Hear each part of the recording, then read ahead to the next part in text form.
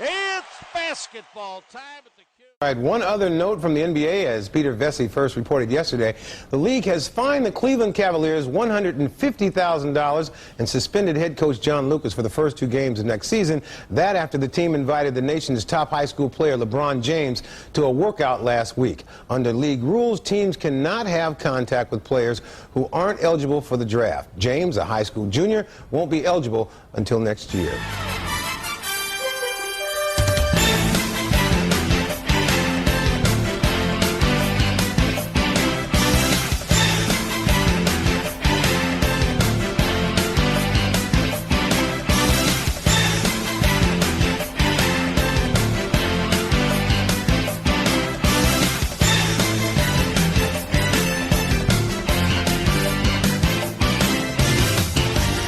Cavs took advantage of a Raptors team that dressed just 7 players. The Cavs win, coupled with Denver's loss, left both teams tied with the worst record in the NBA. The result, now the majority of the ping pong balls will be split between both teams. Take a look at the breakdown for next month's drawing. 22.5% go to the Cavs and the Nuggets, then it's the Raptors, the Heat, and the Clippers. So with the #1 pick, does that mean you automatically take LeBron James and automatically you start to get wins? Here's Channel 23's Chuck Galletti on that. This season is over. The final, Cleveland 96, Raptors 86. The Raptors. And, we went out and won a game. Tied Denver, so what? Be it. I don't care. The Cavs might not care, but I'm sure the Nuggets are smiling today as both teams now have a chance for gold in the NBA draft. And that gold, LeBron James. But is the 18-year-old from Akron truly the savior? We have better players than him in his position already on our team, though. His potential is probably, the sky's the limit for him, though. Good LeBron is just going to add to what we need and, just make things a little bit easier. And he will come in and make an immediate impact like a Caron Butler, did for the Miami Heat. I don't think you can really just bring a high school player in and really just think your team gonna really turn around like that. If he come, he can just hop on our bandwagon and hopefully we can do something big. First and foremost, how do you not get hyped whenever you hear that NBA on NBC music playing? Yeah, absolutely, man. This is our time capsule. This is the Cleveland Cavaliers time capsule, rubber rim job style, back into the year 2002, 2003. As the season started, we basically got our asses whooped by David Stern. It was basically the same thing that happened with Wembanyama just now was happening with this kid from Akron. But the Cavs, a year early, before anybody else really sniffed him out like that, they're down there in St. Vincent Mary's gym, and they invite him up so he can work out as a 17 going on 18-year-old with a couple pros. So right. What you just heard there was a little snippet of David Stern catching wind of that and being like, tap, tap, tapping the Cavs on the hand and everything.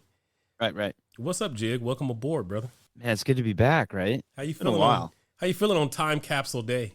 I'm feeling good. Do you have your 2002, 2003 hat on right now? Is this... Oh, man, back in 2000, let me tell you about hats. Okay. Back in 2002, 2003, I was a sophomore in college. Okay. And I used to buzz my own hair around that time. I had a lower hairline around that time. Yeah, the hairline was where you wanted it to be at? It was lower, yeah. Mine's pulling. Are we on video right now? We are, actually. What's up? Okay. Rubber RCF Faithful. The rubber rim job is peeling back the curtain. So you can see I'm here now. Back at the time, I was like around here. Okay, all right.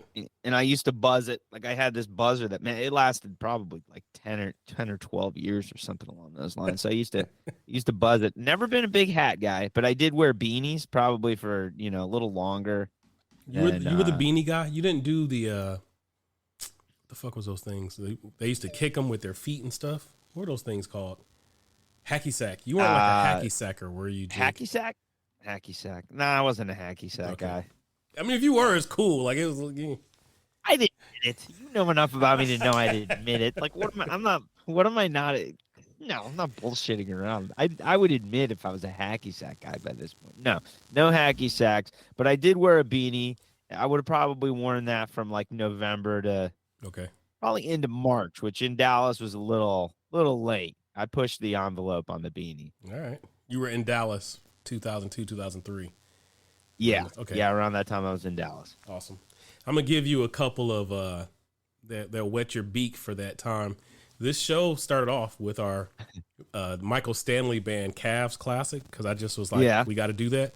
However, a couple of these diddlies right here. Year 2002, 2003. Let me give you a couple of hits so we can refresh your memory here. The number one song for the entire year was 50 Cent, In the Club. Well, that was Get Rich or Die Trying, right? Get Rich or Die Trying. That's where 50 hit the scene. So he hit the scene at the beginning of 2002 or at the end of 2002. That's where that song, it was on BET and all that stuff, and he was on 106 in Park. That was the thing at the time. That was still around, yeah. So that was number one, and it was number one for like the whole. Are you saying the whole year? For the entire year. I'll give you the top 5. In the Club by 50. Ignition by R. Kelly. Oh man, me and my best buddy Steve, we used to like our big thing every Friday was we had whiskey and Coke Fridays, and we started the day off with Ignition. It's the remix to Ignition, hot and fresh out the kitchen. Mama rolling that body, got every minute you wish. Wishing now. Can we admit that we listen to R. Kelly? Are we allowed to do that in the year 2023? Yeah, okay. We're not the one who just making sure. Girls' faces. I mean, because there's times like I got some ass to R. Kelly, like especially TP2, absolutely TP2, Chocolate Factory, all that kind of stuff. There was a point in time where I didn't walk into a girl's place without that CD book. And the first CD I went reaching for was a R. Kelly TP2, 12 play, or Chocolate Factory. And I'm gonna just be honest about that. So here's the thing. Here's the way I look at things. All right. Artists are often troubled people, right? Absolutely, Jig. Like the creativity is driven by like a little bit of darkness, right? So you can count on a pretty large percentage of artists to be kind of messed up. All right. So I think you gotta, if you're going to like artists, you're going to have to, kind of pass on the character a little bit. I'm not going to go down the whole rabbit hole of like the cancel culture thing. Cause that's annoying. Yep. But like, here's where I'm going to go with this. We have nonstop access to these people and information about them, and it kind of started like around that time, if you remember. And so now we know like everything about these people. Right. And here's the thing. You know what they say? You never want to meet your heroes. Yeah, I agree with that. I agree with that 100%. I say you don't want to know that much about your heroes in the first place. Yeah, I agree. There's a great debate on RCF right now because we have the time, and it's all about, during this last playoff run where LeBron was like dragging the Lakers. Right. And, there's the provocateurs and the LeBron threads like Pip. Right. I'm proud to be in that. I'm proud to be in that camp as well. And I'm trying to think of some of the other guys. But then there's, like Bob and there's some diehard LBJ guys who absolutely hate the reverence that our generation has for Michael Jordan. And they all have a point because, dude, Michael Jordan was a shitty dude. And when he wasn't on the court, he was actually like really crappy. And it's just, it's funny that, LeBron is the total opposite of that and the antithesis of that. But he doesn't have a choice but to get judged for every time he farts and stuff because of like the way social media works. Because the way things are now. So, you just know everything about these guys. Well, he'd be killing this dude. Like, I'm talking about if he, like, I was watching a thing the other day and Joe Biden just tripped at this Air Force graduation. And it's like. He's tripping. Not funny, but it's tripping. Jig, when he busted his ass. Because he's 80, dude. He's 80 years old. When he busted his ass and was looking back like, who the fuck? Like, like Joseph Robin, like that was the floor. Like nobody tripped you, dude. Like it was. Right. There was old ass presidents who did this back in the day. Like we had some old presidents, like and the dude from Ohio. Reagan was old. There was dudes who was only in office for like 10 days before they like croaked. And because we didn't have social media like that, none of their fuck ups and stuff. Yeah. So Reagan was super old, and then FDR was super unhealthy. Yeah. Oh yeah. He had like polio or some shit, but anyway. Yeah, polio. Like, and he had a third term, and his like wife took over or something. When I saw Joe Biden fall, I was like, holy shit. That's what 80-year-olds do, bro. They like fall down and break.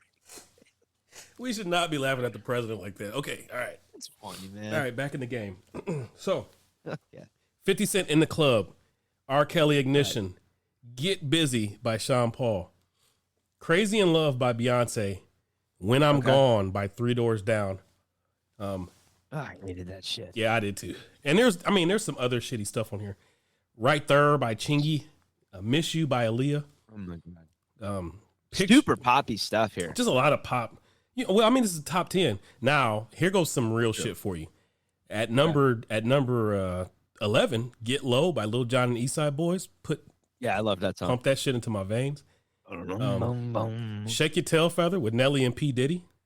Yeah, I like Give me more of that. 21 Questions. If you weren't able to get to second and third base using 50 Cent 21 Questions, I had questions about you. Beautiful by Christina Aguilera. I don't know why I feel like we talked about this, but I liked Christina Aguilera. Like, I mean, there was a point in time where it was, Britney or Christina, and I was like, give me Christina at one point in time. She got real thick. She did. She put on a little meat. She was that's why I think brothers like me that was like, hey, Christina, what's up? And there's a lot She's super talented. No, I appreciate that in a woman. She is. I'm over here really talented. Because I'm laughing at Joe Biden and shit. I'm over here snotting for our first video presentation, and I got to get it together. Yeah. So while I'm getting it together, let me give the video guys. So that right there, that's actually me, but that was painted by an artist friend of mine who I empowered and helped her get through school.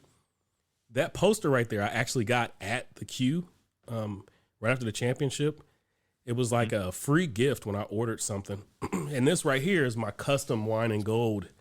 I don't know if you see that with my birth year and everything like that. So I'm just buying time so I get my face together.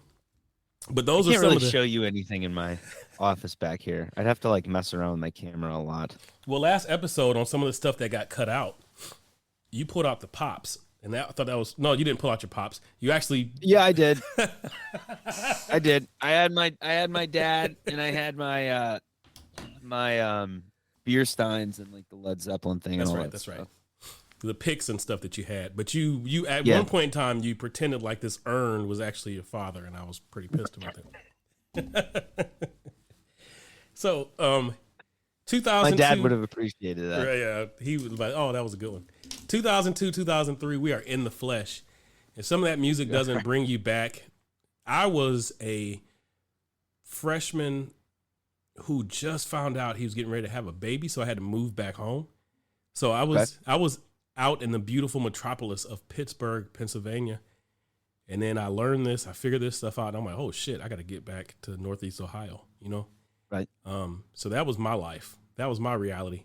And by the end of that season, as I made that transition back to Northeast Ohio, Akron to be exact, I'm driving through the streets and stuff when our season ends, and I'm literally right by St. Vincent St. Mary when the news pops of what's going to happen for that. Huh?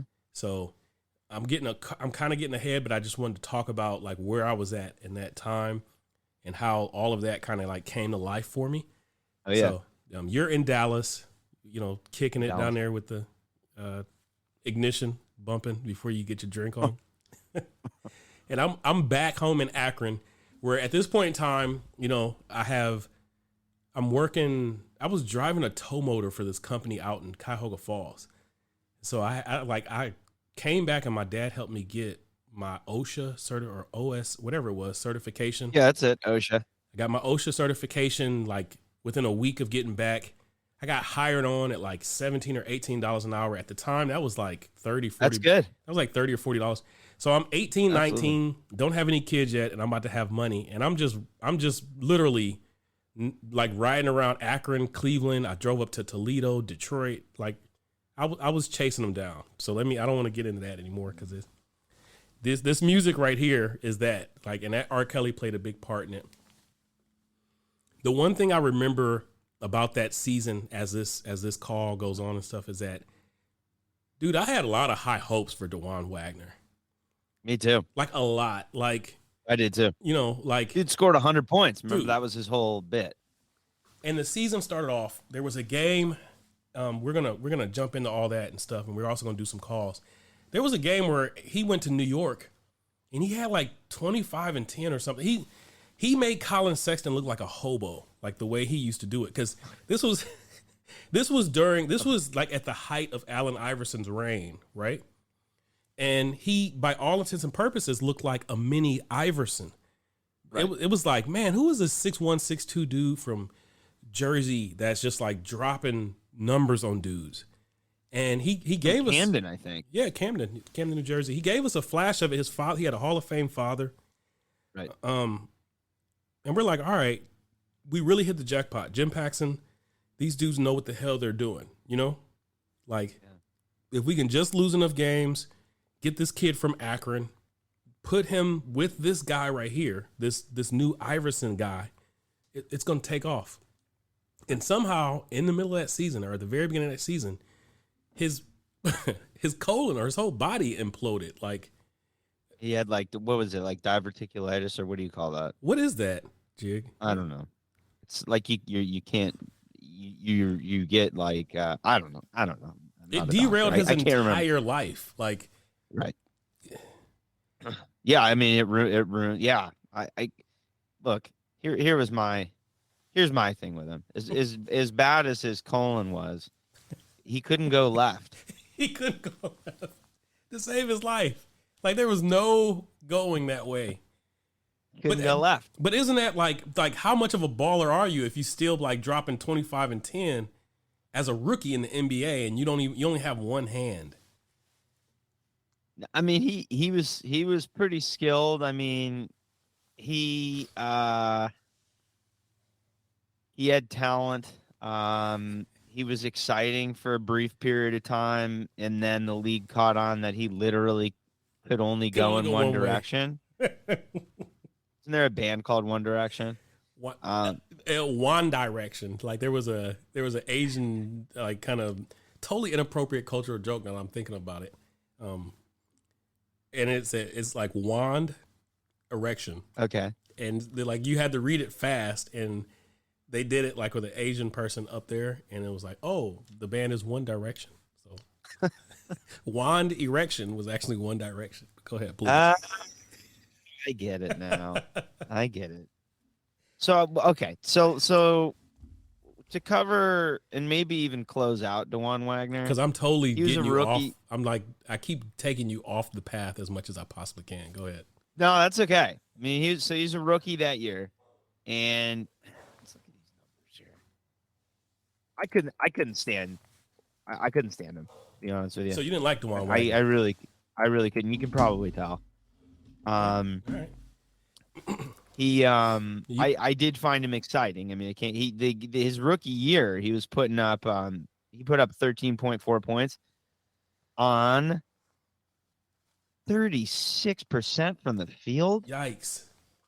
31 from 3. Yikes. Dude, that's as bad as it gets. But this is the only way you're putting up those numbers is if you're on a 17-win team and they're just like desperate for you to go off and demonstrate some sort of discernible skill set. This is what rookies did then, right? It is because at that time Iverson was dominating the league, so it was one of those things where it's just you're allowed to be low efficiency. Okay. And it was a weird time in the league where guards, they were letting guard. You could get away with shooting 42% from the field and like 33% from three, right? Because guys weren't shooting threes the way they are now. Right. So we just came off of a season where the 6'1" Allen Iverson essentially carried the Sixers through and took the whole league by storm. Exactly. And so Jim Paxson sees this and he's like, oh, I want a piece of that. And so he goes and gets a kid from that area. Iverson's from Virginia Beach, but he Philly adopted him and he took the league by storm. He wanted that. He wanted a tough city kid, put up a bunch of points. And then the Cavs also have their eyes on this basketball savant down, a couple down the street. So that's how this season is starting off. That his rookie year was disappointing. He had some things going on, but we're getting ready to tank this year for sure, intentionally even, so that we are going to bash some of this talent a little more before we get to LeBron, right? Oh yeah, absolutely. And this is okay, actually good. The funny thing about this is because this is my last transition for Bron. I just wanted to set the tone and set the scene. We got our music, we got the way we're approaching the season. We got David Stern whooping our ass and stuff because we were trying to cheat. So now the season's here. And I'm going to give you our opening night lineup. If you would turn your Bible jig to the landofbasketball.com, and there is a game on October 29th that is the first of the season against the Sacramento Kings. Oh, my God. Do you see? I'm going to let you present for the RCF faithful what that final score was, if you'd like to. The score was Sacramento 94, our Cavs 67, and I'm looking through these numbers right now, and these are unforgivable. Can I go through some of these Cavs numbers? Please, brother, please do. Ricky Davis went 6 of 17 from the field, and he was allowed to play 41 minutes. Darius Miles, permitted to play 33 minutes, went 6 of 22 from the field. Mm-hmm. Ty Hill, our boy Ty Hill, who gave us some awesome moments. I love Ty Hill. 3 of 11 from the field. Can I say something? Double. Can I say something in his defense? Yeah. This is the decrepit remains of Tyrone Hill. It is. Like this is like 35-year-old Tyrone Hill on his last kneecap. He always looked like decrepit remains, but this was the actual. This was at the time that his body finally caught up with his face. He truly looked like something out of the Thriller video. This is the Crypt Keeper, but actually his body was now Crypt age as well. Right. And then speaking of decrepit remains, Bimbo Coles put in work. Now hold on, just under 30 minutes. We got two things. You're about to give us his stat line, but special shout out to Bimbo Coles. Right. If anybody mixes it up with Bimbo Coles on the board, just revert back to this stat line. What did he do on this night, Jig? On this particular night, our man Bimbo Coles put up a hot line of 2 of 10 from the field, and almost nailed a nickel at 6 points, 4 reebs, 3 assists, and 2 steals. Almost a Draymond-esque. He almost got a triple nickel. Is that what triple nickel? Yeah, that is 100% a Draymond stat line right there. Right. Yeah. So he almost put up a Draymond. For a fact he was at what was it called at the time? Was it Gund Arena? He's sitting there at Gund Arena in his locker, on his stool with his beer afterwards. Like he just put in a hard night's work. Like he just literally gave everything he had to the shores of Lake Erie at a whopping 30 minutes. He gave us a triple nickel. Right. So well, because Bimbo had some solid seasons before that. Bimbo was Bimbo was what we hope Ricky Rubio is going to be able to recapture. He was not turning that ball over a lot. He used his frame to make sure that he got the offense going. So he's just protecting the ball at all costs. But anything outside of that, you're in trouble. All right. So No, as a younger player, Bimbo just, he got the job done. He was just kind of a reliable guy. He in like 20 minutes, he would just give you, just some basic point guard work. I will say Miami this. and Golden State. I will say this. The year before or so, when he was a very essential part of the Zoo crew, Right. We're talking Bimbo, Yep. we're talking Chris Gatling, we're talking Robert Tractor Trailer. Those Right. guys, before they determined, hey, this kid down in Akron is actually as good as he says, so let's actually tank this Right. thing. Right. Like Bimbo probably got us another 5 wins than we should have got with that Zoo crew. Just being a good Bimbo. So. And then finally, we Oh, no. we did have one promising player on the bench, named Mr. Carlos Boozer. Okay. I was getting ready to say, you cannot skip over our starting center and his humongous stat line he put up this night. Z did not play. Okay. And then Chris Mim did not dress. No. So who started this game in place of Zydrunas? Oh, I almost skipped over Please. him. Sagana friggin' job, dude. What a terrible pick. He was a high pick, too, wasn't he? He was like number top 8. 5. He was number 8. Oh, my God. How did that happen? I want to say he was the 8th pick right after Chris Mim. So we were getting ready to toss Chris Mim to the Wolves in place of this guy. And on this night, Jig, tell us how he brought down the crowd. Like tell us what he brought for us this night.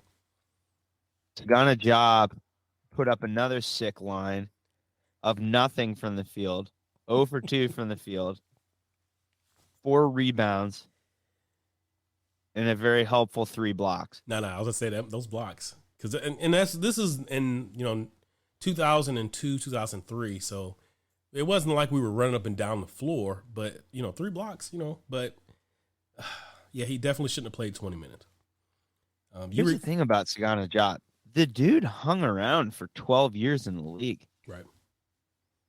Because teams like a guy who can block shots. They like a guy who can get out there and play some D, and that's pretty much what he did. But like you're talking about a center who would shoot like under 40% from the field pretty consistently. Yeah. Like an inefficient center, like shocking. Mind-blowing. Sagana Diop went down to Dallas, and he was a part of some beautiful teams down there. Like Avery Johnson found ways to use him, with Steve Nash. I watched him in Dallas a lot. Or was it Avery Johnson or was it Donnie Nelson? I think it was Don Nelson. That would have been Don Nelson at the time. He was a part of a platoon down there where he put up some stat lines down there for them guys, and he was the beef in the middle. He was getting some work with those Dallas teams. If he had a modicum, if he had so much as a drip of talent, they may have actually gone somewhere down there in the West. Which he did not. He did not have a drip of talent. You were getting ready to go to our bench crew, and then I do want to point out something I see here. But we had this gunner off the bench who was basically a sixth starter by the name of Jermaine Jones. Jermaine Jones. All right. Yep. And on this night, he was not going to be denied by anybody in Sacramento. He decided, I'm going to give – he was basically our second leading scorer off the bench, actually. Yeah, he was. This guy's 6 for 8. Actually, no 3-pointers. Man, Jig, what – holy shit, I just noticed. What is our – look at our 3-point shooting for the entire game. Our 3-point shooting was 1 for 4. They didn't used to shoot 3-pointers back then like they do now. I mean, they didn't. I mean, because even a guy like Peja, if you look at a guy like him who nailed 3-pointers, man, he just didn't shoot as many 3-pointers as these guys do now. Or Dirk, the volume was not there. I'll tell you who did burn us at the 3-point line in this game. If you look down at Sacramento's score. Damon Jones. One Eamon Owens. No D. On a platter. No J. 3 on a platter. How did he used to do that? What was it? What did he used to do? He would put his hand out like this and then put the 3 on the platter. Got it. So it was like a 3 on the platter. He was such a dork. Eamon Owens burned our shit up that night. 7 for 10 as a shooter, or 7 and 10 on field goals, 4 of 6 from 3. Right. And so he was there. He was out that night. And this team is coming off of getting cheated. So this team had just that was bad. Oh my God. They literally got cheated in that Lakers series. Because on this night cheated. So on this night right here, they didn't have their starting shooting guard, Doug Christie, because he was suspended because he fought. Right. I want to say he threw a punch at Kobe. They didn't suspend him. Okay. Something happened at the end of that series, but he had to sit out this night. In the preseason that year, he had beat up Kobe. That's right. That's what happened.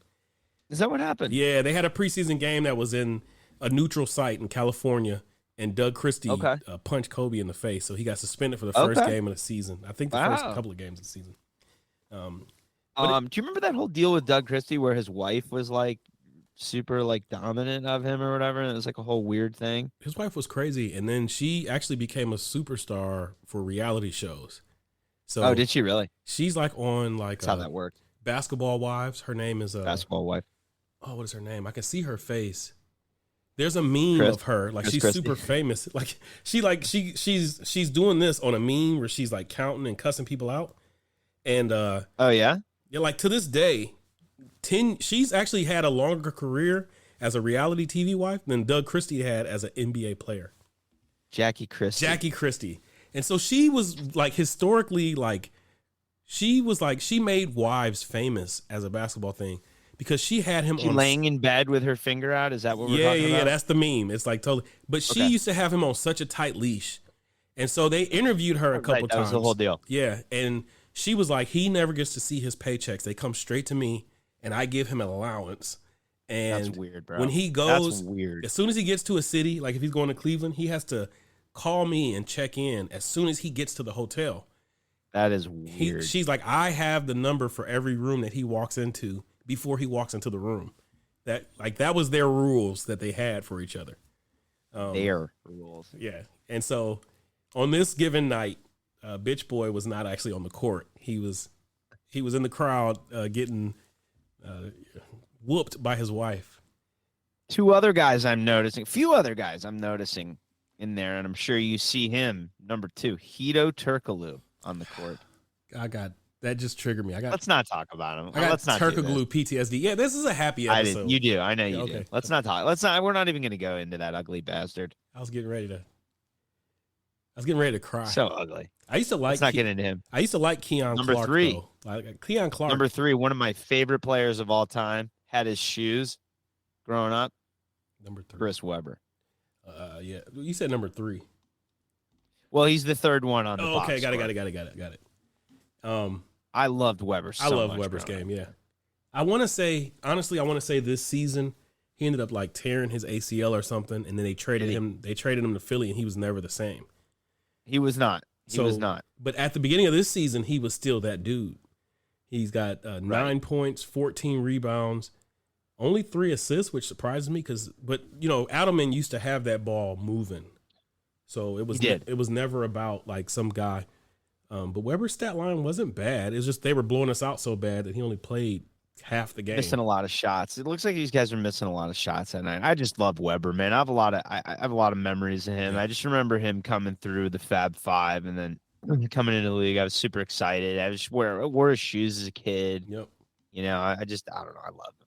So he's my guy. I wanted us to take just a minute to cover that game. And then I want us to take a minute the very next game is a win. So I want us to go into that one. And then we'll let some of these calls happen. But let's go into that next game where we actually left Sacramento, went down the road. First and foremost, who starts their season off with a West Coast road trip? Like, that was so unfair. That's tough. That's tough. We got the Kings one night. We got the Clippers the next night. And the very next night, so 3 games and 4 nights on the West Coast. We're going to Phoenix. Like, what type of shit? David Stern was rough on us. Big game that night. Let's go. Look who's back. Big Z. That's right. Both of their twin towers had big games. T Hill had a big game. How in the hell did Z and T Hill start at the same time? That's why we were only shooting. Look how many 3-pointers we attempted in this game, Jig. Oh my God. 1 3-point. They won. Were the Clippers really awful that year? They had to be. Were the Clippers? Oh my God, the Candyman! But the Candyman had a big game. I want to express something. So, in order for us to capture this season at its truest, good lineup, we've got to talk about the fact that we attempted 1 3-point shot on the second night of a back-to-back, and we won the game. We not only did we miss that 3-point shot, But Z was so goddamn good that we actually won the game. Yeah. Like I need to I need to bring that in here. So okay, couple other guys we need to talk about here on this team. So we had Ricky Davis. Okay. And he put up like what would appear on paper to be a good line. And we know, what do we remember? We all remember Ricky Davis. What comes to everybody's mind with Ricky Davis? I want you do it. I would actually, on post-production, I'm going to play this clip, but it has to be Jerry Sloan sitting there looking like, what the fuck did I just see? As Ricky Davis does whatever he can in his power to get his triple-double by effectively shooting a shot at the Jazz's rim and going to get the rebound himself.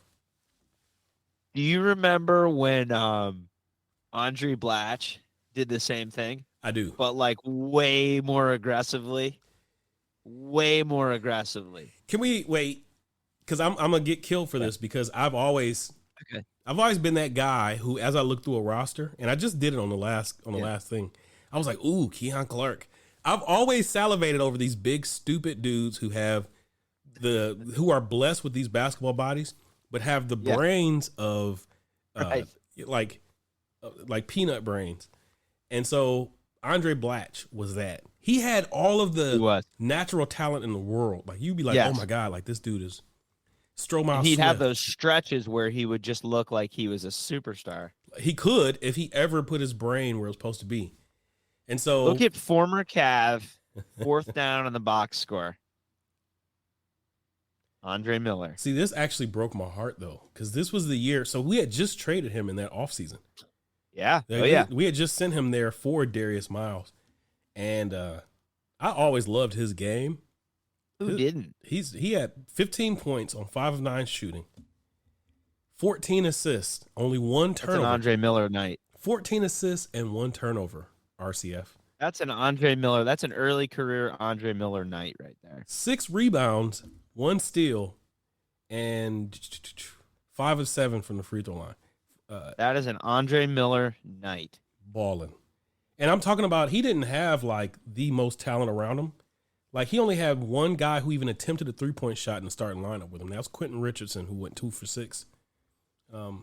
Other than Quentin Richardson, he had a bunch of like Corey Maggette, Elton Brand. Wait, the Clippers were stacked. I was just thinking the same thing. Like, wait a minute. A ton of talent on that team. How did they finish that year? Let me go see, because these dudes are like, I'm like, damn, this team would make. I was thinking the same thing. They had a ton of scoring out there. The rifleman Eric Piakowski was on the bench. On this night, he only shot 1 for 5 because Luke had a defense that locked down the rifleman. Or what was his name? Was it the rifleman? What the hell was his name? I don't remember. Keys was somehow the Clippers finished 13 that year. Yikes! Who was coaching that team? What happened? Well, nights like this, the second night of a back-to-back, Cleveland comes into town tired because we just rode like 10 hours down the road, and we beat them with a team that's trying to tank. How did this Clippers team lose to us? Like, what the hell is happening? Who was the coach that year? That's bad, dude. That's bad. I mean, because they had a lot of talent. They must just not have been able to put it together. I'm about to tell you who the coach was because I remember seeing. I want to say like Chris. Oh, it was Alvin Gentry. Yikes. So they were clearly they're trying to get Aloha Candy going here. They're trying to get the Candyman going with a bunch of minutes. Elton Brand went 0 for 6 from the field. He had so much talent on this team. Man. Dude, look at who got DNPs that night.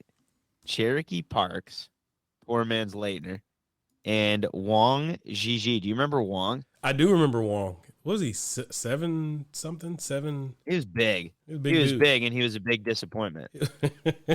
I do remember. Oh, man, this is taking me back. Wong Zuzu. I know, me too. Zuzu. No, wait. Time out. I see a name on here that I absolutely wanted the Cavs to acquire in 2004, 2005. I'm not leaving. Yarich. Marco Jaric. I'm not leaving 2002.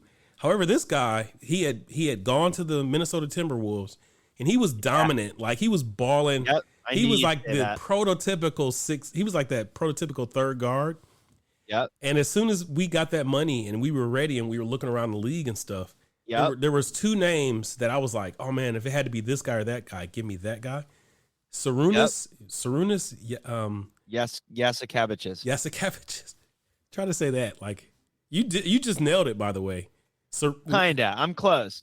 Yes, it was like the cabbages or something. It's close. I'm close. That was Z's boy, and then Marko Jaric, who actually was like banging on cats and stuff as like a 6'4", 6'5", 6'7", guard. 6'8".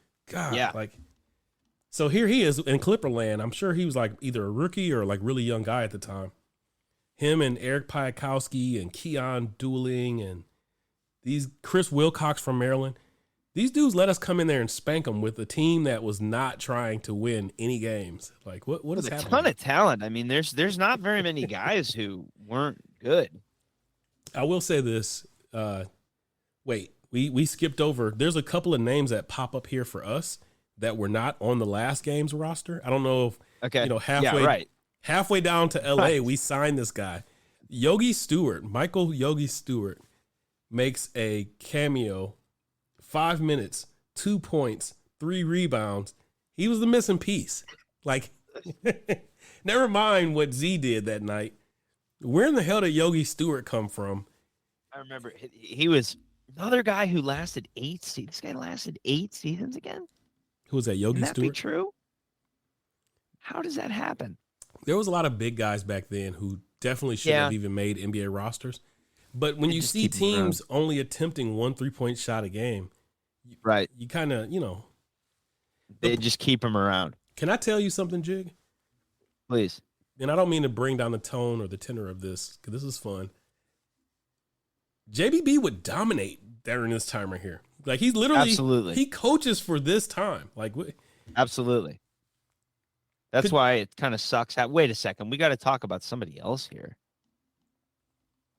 Wait a second. I haven't seen him on this. Am I in the, no. I'm on the wrong. Okay, never mind. We're going to stick with 2002, 2003. Okay. No.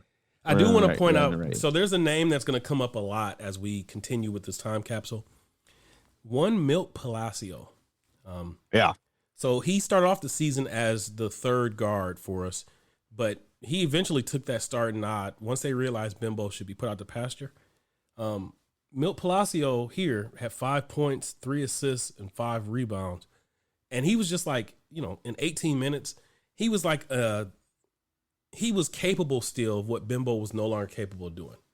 Because I want to say. That's who Milt Palacio was, by the way. I'm looking at his numbers, and that's exactly the numbers he used to put up. So he would do things like that, but he was like Jarrett Jack, but Jarrett Jack never saw a shot he didn't like. Right. You had to bribe Milt Palacio to take a shot outside of the paint.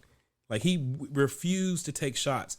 I used to be so frustrated watching him because dudes would sag off him so much, but he was allergic to taking a shot outside of the paint. That was the problem with Milt Palacio. But he was solid. His game was all the way around solid.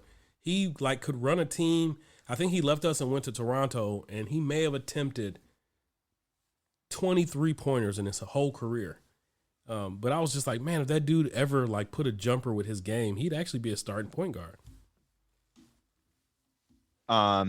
In the first 19 games, the Cavs failed to score in triple digits.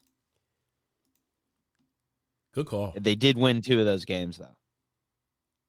That would be against the Clippers and then the mighty LA Lakers. Wizards. Sorry. Of the triple digit games. Is that right? Yeah, that's 100% right. And yikes. Can we peek at that real quick and then we're going to the win. The win, yeah. Yeah, the win. Can we peek at that win? Because we only had a couple of these. I was about to say that. We only had a couple of these for the entire season, Cavs fans. So we do want to peek at those, because the losses are a lot. Somehow or the other, our first home game. Is that our first home game? Yes. So our first home game of the season, that's why. These dudes are happy to be back home. Right. Sleeping in their own beds. The night of November 5th, 2002, we welcomed the Lakers to Gund Arena on the shores of Lake Erie and proceeded to tap that ass. Kobe, can you imagine what Kobe was like in the locker room after that game? Because he had to be unbearable because they just came off their second championship. So this was going to be their third championship year right here. Shaq was okay. I know exactly what happened. Kobe and Shaq were fighting because Shaq waited until the season started to get his surgery this year. Right, because there's no Shaq on here. Right. And so he was like, I got hurt on company time. I'm gonna get fixed on company time. And Shaq, like, right before the season was like, I need surgery. So pretty good Shaq imitation. No, thanks, brother. I actually just watched the documentary for him on Hulu or whatever it was. If you get a chance, it's like a 5-part thing. And Shaq, that documentary was really, really good, Jig, if you get a chance to see that.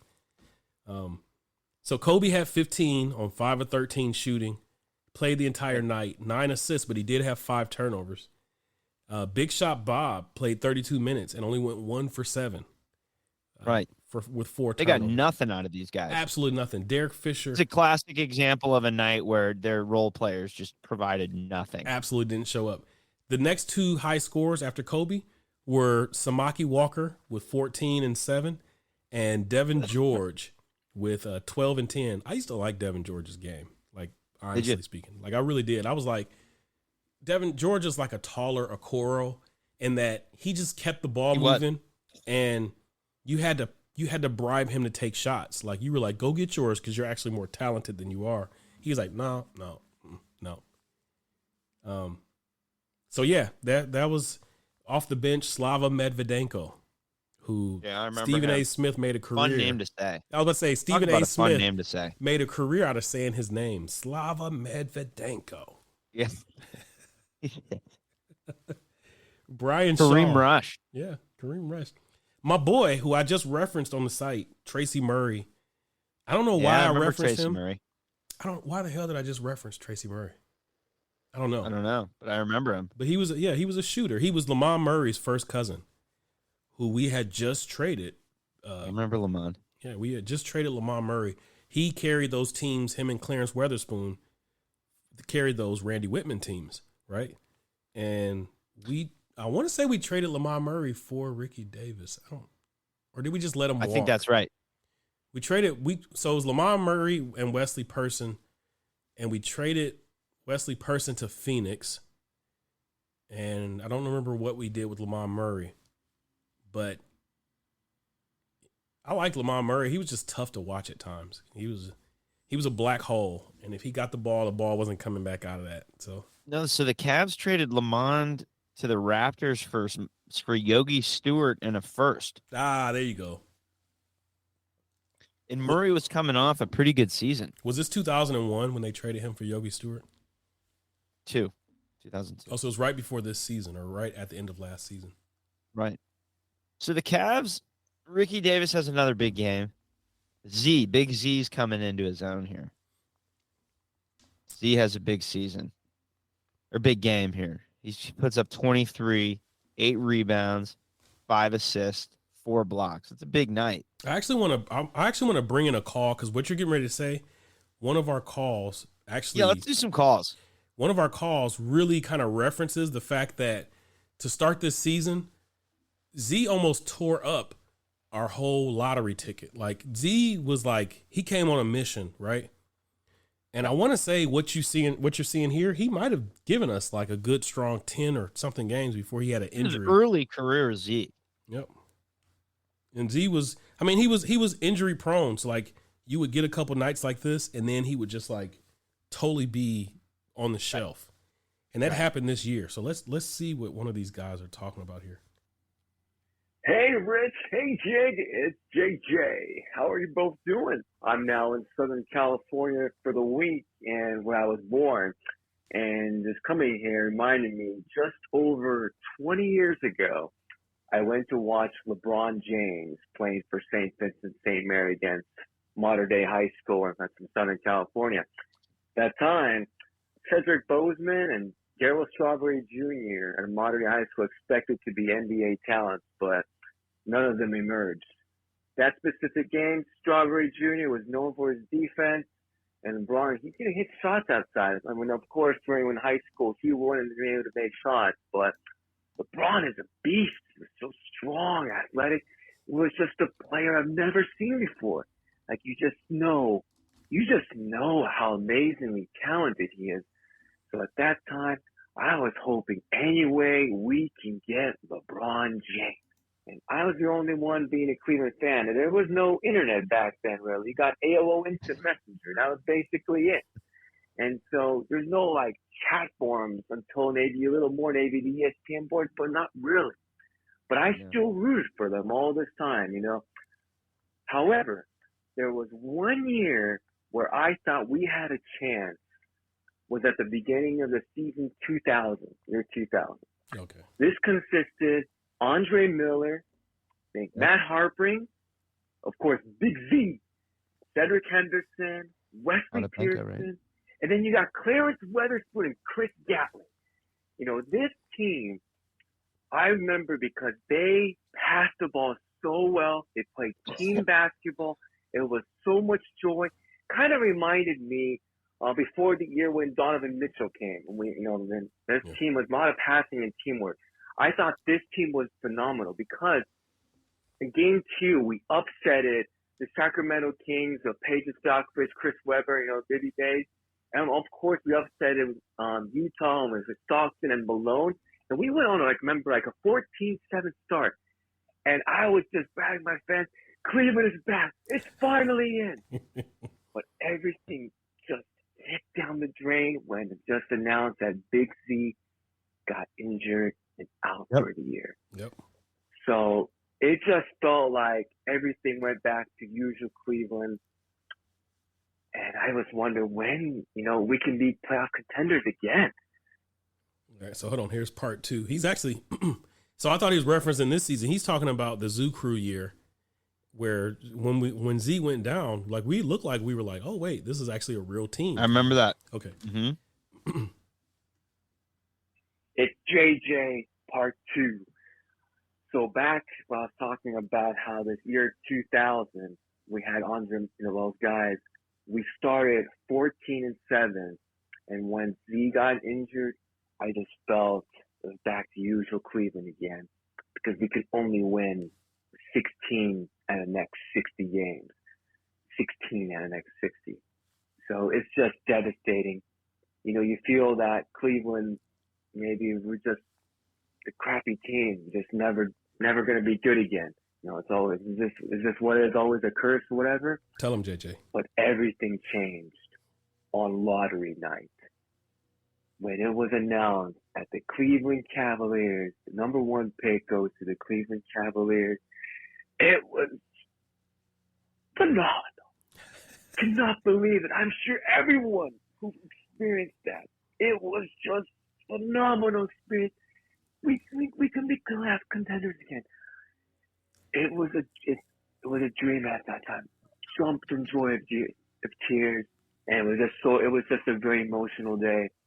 And seeing on when back then the first game of this season when LeBron James stepped on the court with Jay Miles and Z, we had played against Sacramento Kings. He was actually on fire and shooting.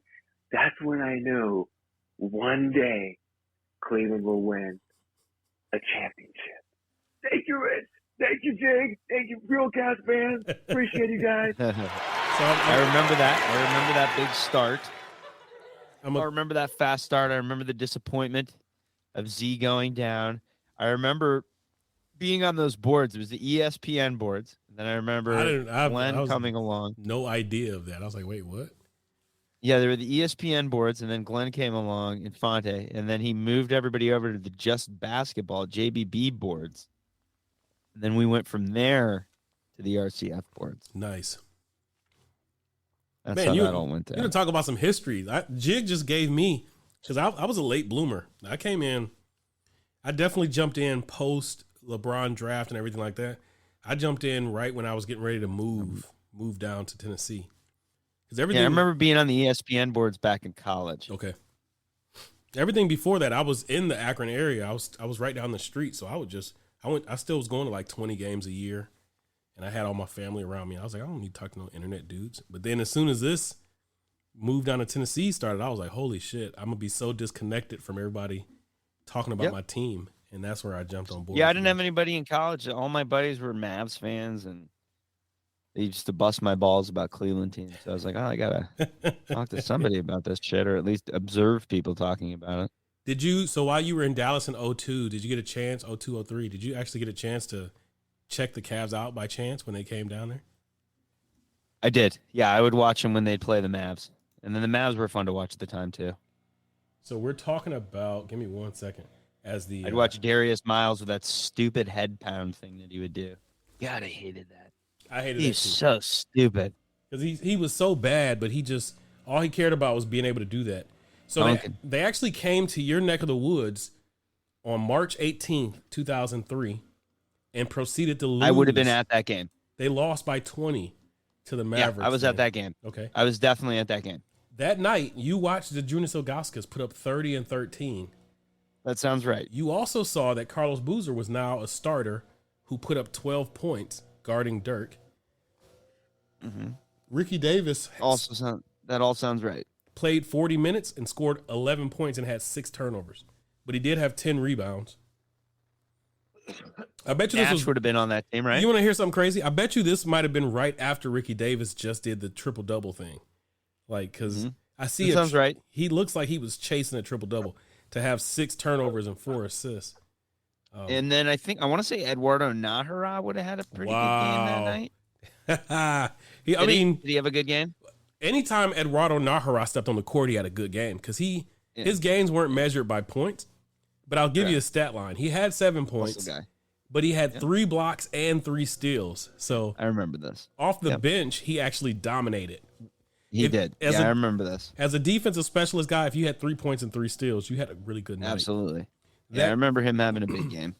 That night, the trifecta of Dirk, Nash, and Finley all had 20 plus. Finley. Finley was still around at that time. Yeah, I remember being at that game. I remember him just getting smoked. And then I want to say I went to 1 or 2 other games, but I went to a fair amount of Mavs games. I just like watching basketball. So they look like a fun team to watch, man. Because they were super fun. They had Nelson that rivalry ready to with take Spurs. Off. Yep.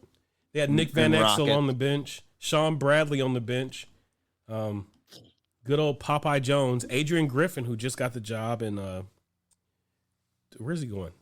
Toronto? Milwaukee? Is he? Milwaukee. Who just got the job in Milwaukee. Nick the Quick Van Exel was on the bench there. Van Exel was playing in Dallas, and he had a couple big playoff games. And former Cavalier Raja Bell was the 5th starter for that team. Did Raja play for the Cavs?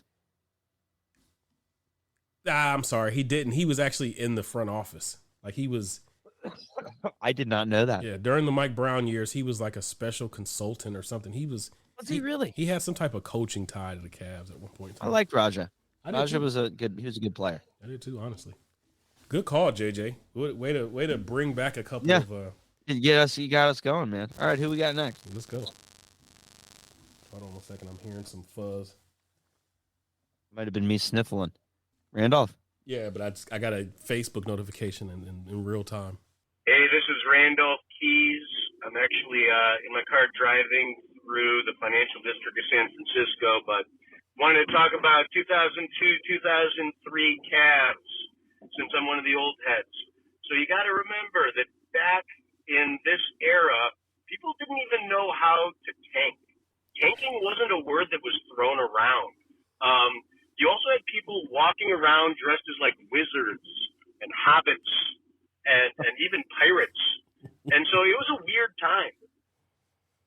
But the main thing I wanted to get to here is that, they started out with Bimbo Coles, Tyrone Hill, and Milt Palacio playing big minutes. And that is a little crazy if you think back. It wasn't until around like December that they actually let the young guys get a lot of time. So you had like Wagner, Diop, Mim, and even Boozer who ended up like their top 2 player, easy, just sitting on the bench or like playing like 8 minutes while the old guys played. So it was a weird time just because nobody really knew what tanking was. And frankly, the Cavs didn't even know how to do it. Luckily, it all turns out great because they win that lottery and it changes the franchise's history. All right. I hope that you got that. Don't dress like pirates in public. It's weird. He's out. Yeah, I like it. Boozer did not start playing minutes until some way into the season. I don't remember why that was. I'm looking at a couple games just to refresh my memory on this. I see I see about 15 games into the season. Yeah. I'm looking at some Boozer minutes here. Well, I don't know if that's when they first started, but he was not playing early in the season. So to Keys' point, and I agree with him 100%. Great call. To Keys' point, we didn't really know what tanking was yet. So I didn't remember that being the case. I believe it. I just didn't know that was. Yeah, because if you remember back, LeBron's draft so historically there was, the Knicks, they tanked to get Patrick Ewing, and that's where the whole lottery system first came into play in the first place. So after Ewing, what was Ewing's draft, like 85 or so, right before the Cavs? Something like that, yeah. So then from 85 for almost 20 years, everybody played, like as if everybody was really trying to compete. I mean, you had David Stern, who was like the master disciplinarian. So like people weren't just flatly out here doing that kind of stuff. It wasn't until maybe a year or two after LeBron draft where, Pop started sitting guys like Duncan, like randomly, and, like, because there was a couple instances where you were like, did that team try to go get that guy? But it wasn't egregious. So what Keys is basically saying was, yeah, the Cavs got spanked and stuff because they were like, let's go find out all about LeBron. At 16 and 17, they brought him into the gym and they're doing stuff. But it wasn't like some widely known thing where we're like, you know what, let's try to be the worst team. It's weirdly, if they had tried to, they probably would have never played any veterans. Like signing Tyrone Hill and keeping Bimbo Coles to start the season was actually them trying to give John Lucas a competitive team. Kind of weird to me. So that's a good call. Like we've been operating from a 2020 something mindset. Like, oh, before the season started, the Cavs were trying to do this or that. But Keys, he raises a great point. They probably weren't, because they probably didn't know how to do it yet. Like, Lucas was probably looking out for Boozer's best interest and trying to be like, let me teach this guy how to be a good pro. Like, let me make him. So Boozer starts getting significant minutes around the 12th game of the season. Okay. For the record. So the other young guys like, DeJuan Wagner wasn't with the team because his body had exploded, but that's kind of crazy. I mean, literally, as that season ended, everybody in Cleveland knew that Boozer was one of the top. Like, it was Z and then Boozer. And so it's crazy that as the season started, we were like, we didn't even know what we had yet. We were just like, whatever, not worried about that guy. I definitely remember. There would have still been some excitement around Ricky Davis, and then as the season went along, it became very clear that the guy was brain dead. There was three guys that year who, as the season went along, I was like, oh my God, this hurts watching him play. Ricky Davis, Darius Miles, and Jermaine Jones. And, of course, there was a guy who had already given up on in Chris Mim, where I was just like, oh, I can't believe we took that dude. Did we take Chris Mim before Jamal Crawford? We did. It was early. We took him right before Jamal Crawford, and then Jamal Crawford set the league on fire. Like he was playing like Skip to My Lou and just, Jamal Crawford, would you say he's best ball? I mean, he's a top 3 ball handler of all time. Certainly top 5. I would say top 5 for sure. He has some serious longevity, like in the league. Yeah. And there was a point in time where, man, there's some talent. There was a point in time where he was unquestionably the best 6 man in the league for about 5 years in a row. Yeah. He did it before Lou Williams. And actually, he made Lou Williams look like a hobo because of the way he was doing it. Like, he was really dominating as a 6 man who could create for others and not just get buckets for himself. So, yeah, no, good call, Keys. I mean, I'm looking at, just the overall roster and stuff, and the question pops in my head, like he just said, what were these guys doing? And were they really trying to get that first pick? Because, dude, there's no reason why Tyrone Hill should be playing that much to start a season off. Well, they didn't have to try because some of their key players were just so dumb and they were such bad decision makers. Like Sagana Job. Yeah, when you have really dumb guys, and Sagana Job was brainless too. They just had guys. When you have guys that are really bad decision makers and can't play as a team, then you're bound to lose a lot of games. I will say this: that night when you made it to the Dallas, whatever it was called at the time, American Airline Arena, the guy came off the bench for us that actually was balling, and I remember specifically, I was like, man, that dude should probably be our starting point guard. Who's that? Smush Parker. Smush. Yeah, I remember Smush. So wasn't he was like from Rhode Island or something like that, or something northeast. Well, he was from New York City, but you're right. I want to say he went to Fordham or something like that. Was that it? Yeah, I think it was Fordham. It was like a school where they took a chance on him because he was such a city kid. It was Fordham. Yeah, you're right. There you go. Fordham. Where they were like, we can clean this guy up, and I was like, that dude is like Skip to my Lou. Like, I want to see him work in the league. So he gets to Cleveland, and he actually has game. Like, if Lucas had, Lucas spent the year yelling at him and stuff and trying to get him to mature.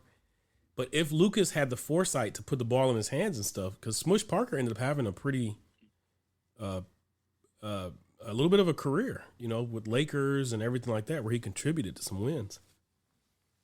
On this given night, he had 16 points, 4 assists, 5 for 11 from the field, 2 for 5 from 3, 4 for 4 from the free throw line. He did have 3 turnovers, but he gave Don Nelson and the Mavericks everything they wanted, off the bench.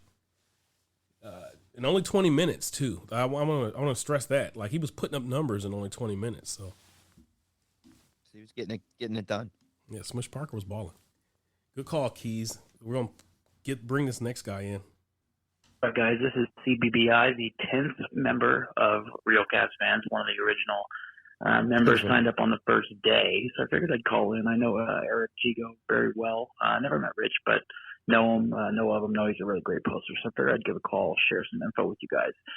I was 17 years old when the Cavs were playing out that horrific 17-win season. I was living in Florida at the time. I was from Florida and was living in Florida at the time. And I was in high school. I was a junior in high school. Maybe is going into closing in on my senior year, but I was a junior in high school. I was probably trying to, finger blast girls or something like that. Just whatever I could do, to have a good time, smoking weed, whatever. So that's where I was. I was in high school, went to a Catholic high school, with uniforms, everything else. And, I'm now 37 with a wife and a son and, just enjoying my old age now at this point. What I remember most about the 2002-2003 Cavs is pretty Ricky Davis centric. I remember Ricky Davis jumping over Steve Nash, and when he hit the ground going, oh shit, like he just was shocked that he was able to do that. That was, I believe, early in the season. That was like November, I think. I also remember Ricky Davis hitting a game winner in Quentin Richardson's face. I want to say that was January of that year. And then, of course, how could you forget the failed triple-double by Ricky Davis against the Jazz, where Jerry Sloan looked like he was going to run on the court, slug him in his face for doing something so stupid. As far as where I was on the night that the Cavs won the draft lottery and the rights to draft LeBron James, I was at my parents' house. I was at my mom's house, actually. My parents were divorced, and I was at my mom's house. And I had snuck off into the back room to watch the draft lottery because no one else in my family liked basketball or liked it like I did anyway. And they were probably trying to have dinner or watch something else on the TV. So I snuck in. And the one thing that I truly remember about that night was not being overwhelmed about LeBron. Because I knew who LeBron was, and I knew he was a good prospect, but I didn't really have the full weight or gravity of how good he really was.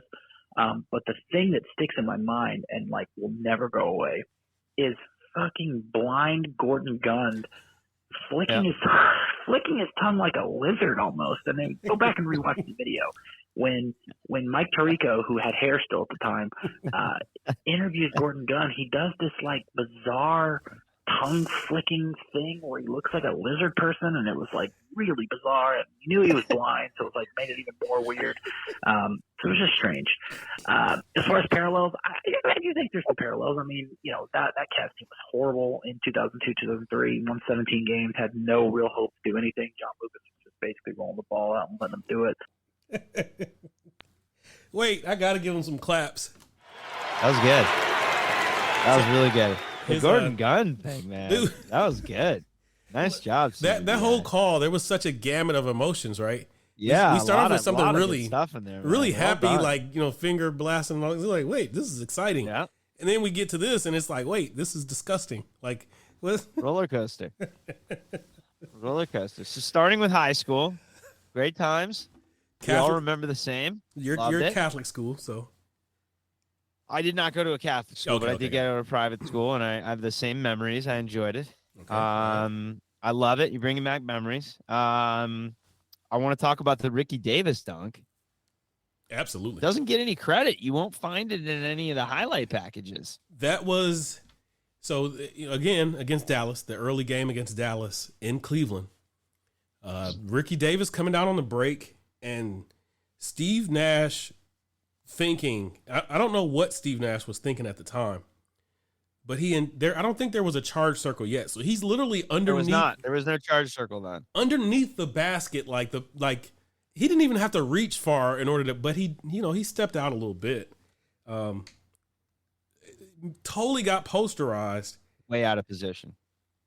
I just typed in Ricky Davis, and the first result actually says Ricky Davis dunks on Nash. Let me play this for you real quick. Davis with a rip away. He'll run with Palacio. Ricky to the hole. Well, I dare him to try that again. Now that I know where he was, I didn't know he was going to try to dunk it. I would have blocked it. I thought he was going to lay it in, so I tried to take the charge. He actually cheapened the dunk by his reactions afterwards because the dunk was good enough. It's kind of like the guy who buys a Bentley, right? And he puts TVs in the headrest and put rims on it, and he cuts the top off to make it convert. Like, you don't have, that's a Bentley, man. You don't have to do all of that. Can you talking? Ricky Davis over Nash was, it was unfortunate, really, because clearly Nash just never recovered. Steve Kerr, can I say something about Steve Kerr? I love Steve Kerr. His deadpan humor is always like, yes. I actually want him to retire from Golden State and go back into TV. Because I can count on Jeff Van Gundy. He does it every game, and his humor is funny, but he's kind of obnoxious. But Steve Kerr actually is like funny with it. You know what I'm saying? Like yes.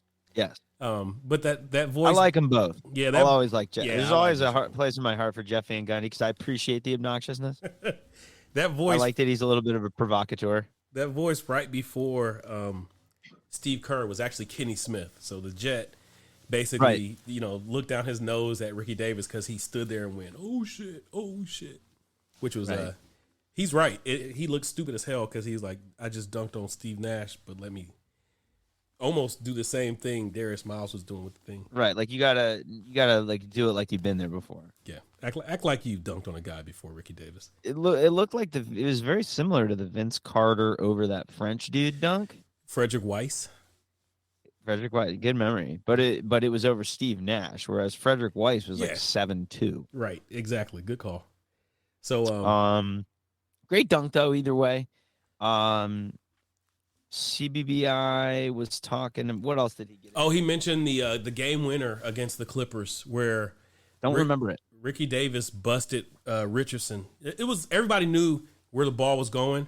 I remember it because I remember how uninspired Red Eye's call was. His call was so bad for that. Let me see if I hope I can find that.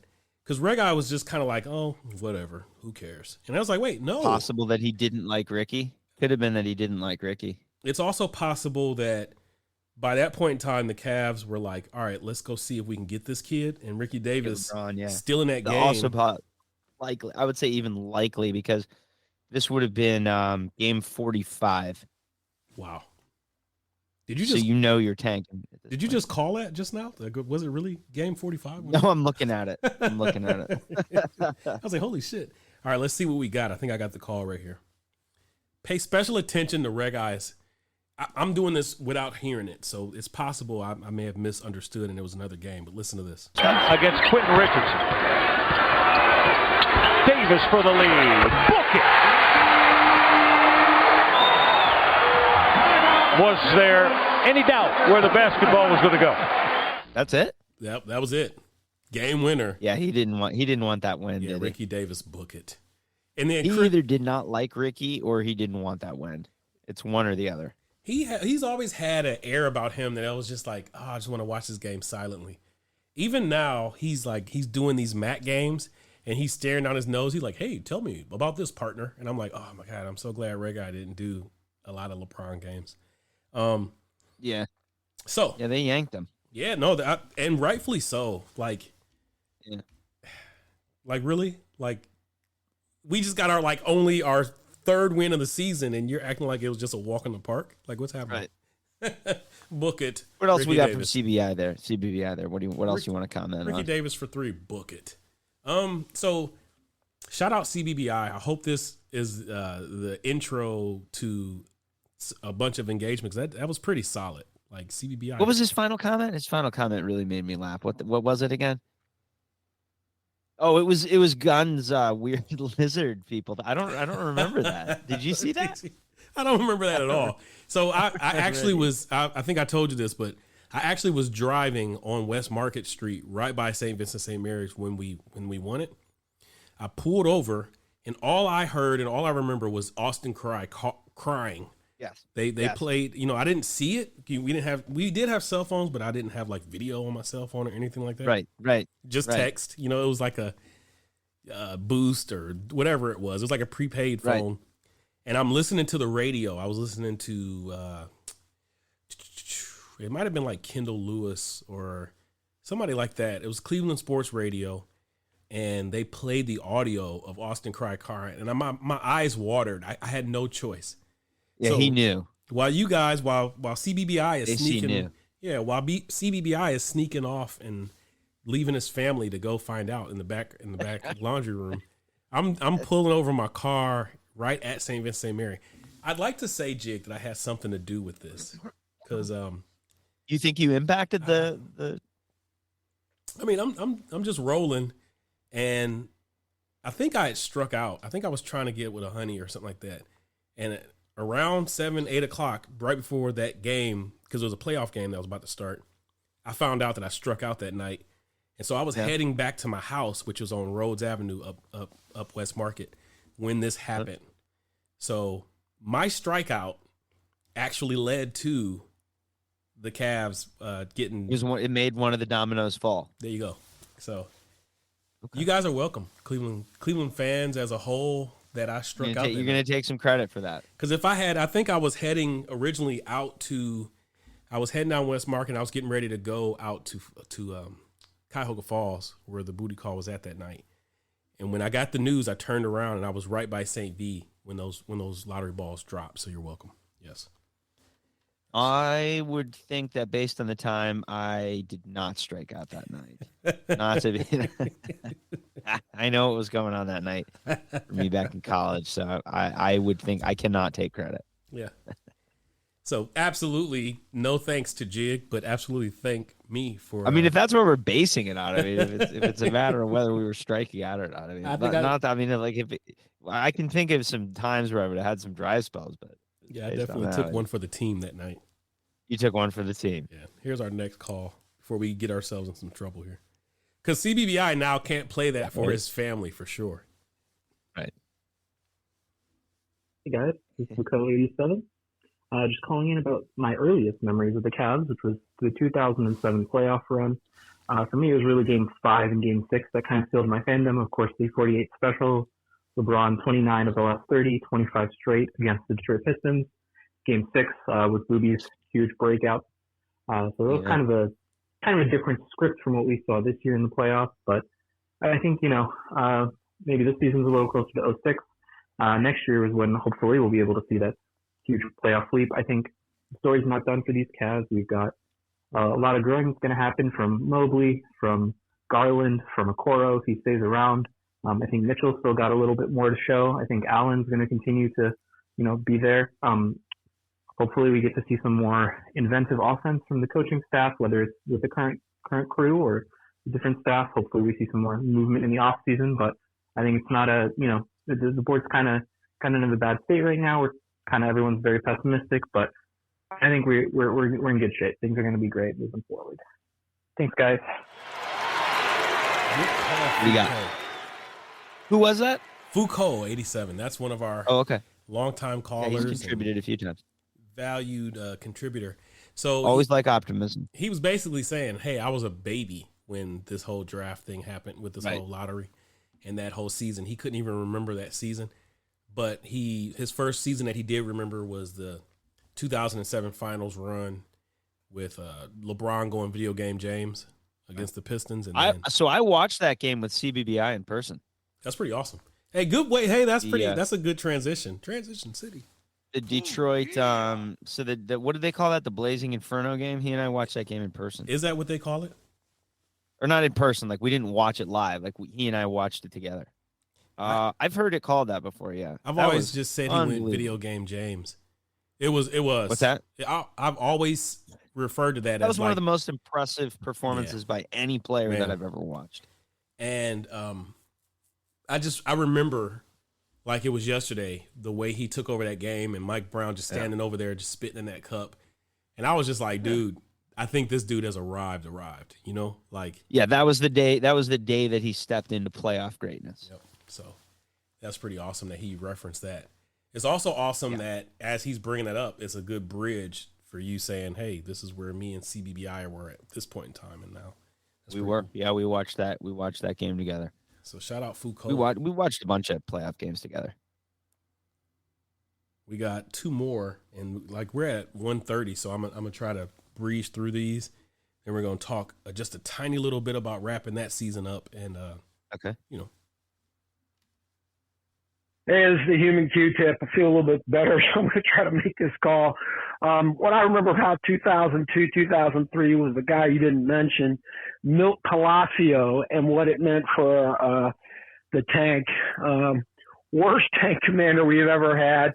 And I do remember in 2003 seeing next year when McInnes came in, seeing what an actual point guard looked like. The night of the lottery, I was actually in a client's loge at a Tribe game. We were watching the lottery. They announced LeBron, and we started yelling to the people below us that we got LeBron. All this section started cheering and everything. It was pretty cool. It's different now from then. I mean, the thing that drove everything as a fan back then was a championship. You didn't have a championship, so LeBron was like this candle of maybe someday we'll get a championship, and everything about Cleveland sports back then was just desperation. You know, we had to get that monkey off our back. But now, after 2016, I just want to watch good basketball. You know, winning a championship, another one would be great, but having a good bunch of guys to root for and watching good basketball is really where I'm coming from now as a fan. So that's my take. Look forward to the show. Thanks. I agree. They got the monkey off their back in 2016. The Warriors just got too good. Yeah. There was no beating them. It became a joke. And then now I just want to watch good basketball team. I don't see I hate to say this, but I don't really see a championship on the horizon with the existing team. Wow. I do see good basketball, some playoff runs. I'd love to see them win one. But if I don't, I want to see these guys, and I do think they're high character guys. I want to see them play good basketball, and I can be satisfied with that. Okay, so I want to broach that. Good call, human Q-tip. I think that might be his first call this season. He gave us a couple calls last year as well. He did. Hope he's feeling better. I think when he made this call into us, it was about 2 or 3 weeks ago, so I know he's feeling better because he's been on the board. I've actually I had to step away for a minute because I was getting ready to throw fisticuffs at the end of the season with Mira Rich again. Like literally, we just made up, right? And as we just made up and buried the hatchet, we hopped in each other's inbox and was like, you know, it's all good, bro. It's all good. And then come playoffs and stuff, as I blew a gasket, I can't turn it off, Jig. Like, now that I've had a taste of a championship, I cannot turn it off. Like, sure. I am the ultimate competitor. Like, and I'm not trying to, like, say people who aren't like me, like you and Q-Tip, are not the ultimate competitors. But I was sitting by patient, and I was like, all right, let's build this the right way. Let's do this. Let's do that. And that was cool. I was, hey, I got a long-term look at this thing, and I like what we're doing. I was in person for about 20 games last season. Mm-hmm.